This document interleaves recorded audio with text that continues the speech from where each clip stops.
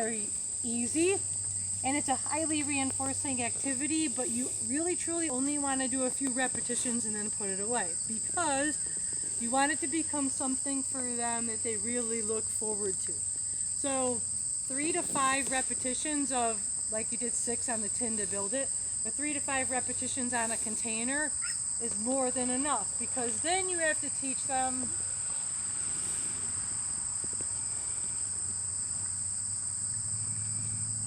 to discriminate containers. So this one's got nothing in it, this one has the scent. So I can start with both of them in my hands if needed. And the dog puts its nose in this one thinking, oh, if I put my nose in things I get treats. Well, no, because there's nothing in there. So they check it, they get paid for nothing, no payment there. They put their nose in the live one, you say yes and you pay in there. So they start to discriminate and go, oh, empty containers with no scent, no payment, birch, anise, clove, or cypress in this one, ooh, really exciting, I get paid. And they've got to be able to use just their nose to be able to do it. So if I had them both on the ground and the dog came over to sniff in them, if the dog put its nose in this pot, I certainly don't say yes, I just ignore them. They put their nose in this one, I say yes, and I pay in that pot. It doesn't have to be these things that you use to teach this. Any open container is fine. Like if you've got little Glad things for leftovers and stuff, whatever, use whatever it is that you want.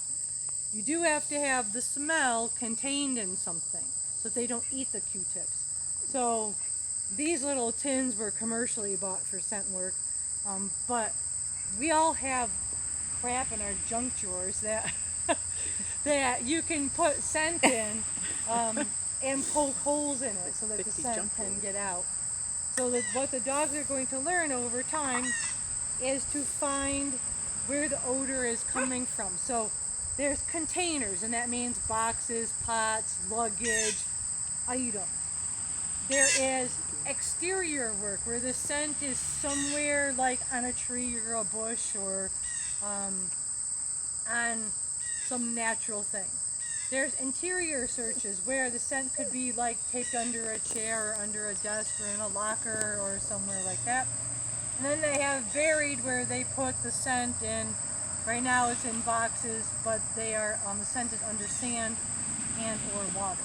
And the dog must search them and indicate to you which one is there. This activity is super for puppies that are still growing, that you want to do something mentally for them, but they shouldn't be doing like full jumping and this and that yet.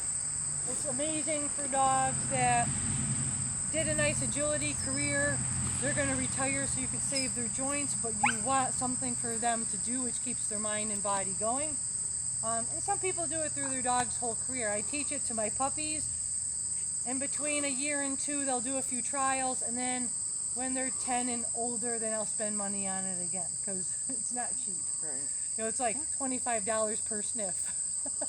So, so you want to make, I mean, it's even shorter than agility ones. So I teach it. What we're going to do with them in this class is let them get their feet wet in the sport a little bit by when they come in. Don't think you have to go home tonight and try to find like birch. I'm going to send you a link to a company called K9 Nosework. You can buy their stuff, or you can buy your own Q-tips at the dollar store. You can buy your own scent from an essential oil place, and they come in little vials. One little teeny tiny vial is going to last you years, so do not buy a thing of scent like this, because you could supply the world with it forever. Like, they're little tiny vials, because there's like 3 little drops in a whole container of Q-tips per scent. So it's not like you put 1 drop on a Q-tip, it's way too strong. A dog would be like, whoa, way too strong.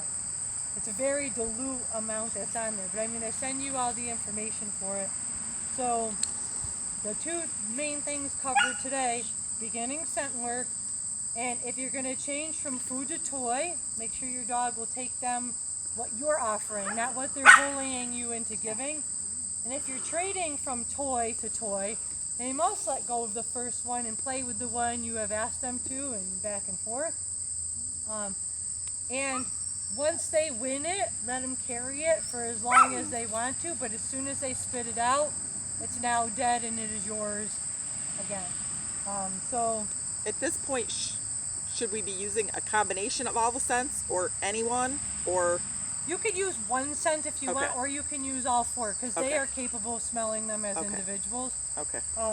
Some people get freaked out by the 4 scents. They're like, oh, I don't want to teach all of them. Or they're not sure they want to do this, so they buy birch, because it's the novice scent. And then they realize whether they like it or hate it, because why buy, whole kit, $80 worth of essential oils if I'm never going to play with it. So birch is a novice scent, so you would start with birch if you only wanted one. And to me, that's a good smell. Yeah. I don't mind it at all. So that's all they're going to do